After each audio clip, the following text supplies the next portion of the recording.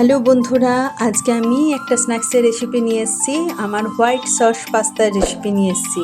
এর জন্য আমি পাস্তাগুলো সেদ্ধ করে নিয়েছি, দুধ নিয়েছি, ক্যাপসিকাম নিয়েছি, ক্যারট নিয়েছি বা গাজর, আর একটা শুকনো লঙ্কা আমি একটুখানি তাতিয়ে চিলি ফ্লেক্স করে নিয়েছি, আর মেয়োনিজ নিয়েছি, আর অরিগ্যানো নিয়েছি, আর একটু 1 টেবিল চামচ ময়দা নিয়েছি।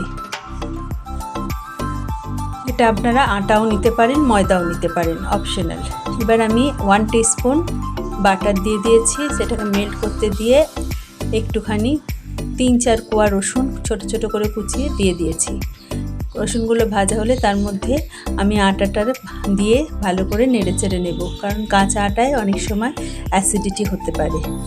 এরপর আমি ক্যাপসিকামগুলো দিয়ে দিয়েছি, ক্যাপসিকামগুলো ভালো করে ভাজা ভাজা করে নেব। আমি গোলমরিচ দিয়ে দিয়েছি। এরপর আমি দুধটা দিয়ে দিলাম। এটায় 1 কাপ মতন দুধ আমি দিয়েছি।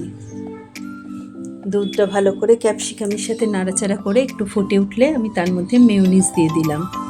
মেয়োনিজও 2 চামচ মতন দিয়ে দিয়েছি। মেয়োনিজটা গলিয়ে নিচ্ছি। তারপর আমি গাজর কুচিগুলো খুবই ছোট করে কাটা বলে আমি তারপরে গাজর কুচিগুলো দিয়েছি। গাজর কুচিগুলো ক্যাপসিকামের সঙ্গে দিয়েও আপনারা ভেজে নিতে পারতেন।